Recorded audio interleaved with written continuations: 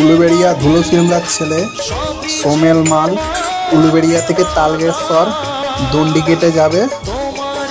শুভযাত্রা শুরু করেছে 24শে জুলাই। উলুবেড়িয়া কালীবাড়ি ঘাট থেকে জল তুলে বাবা তারকনাথের উদ্দেশ্যে রওনা দিয়েছে।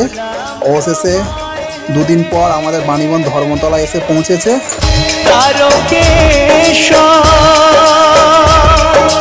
তোমার আসন জানি সবার প্রণাম তোমায় হে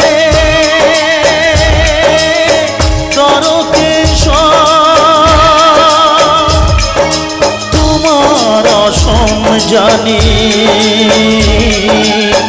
সবার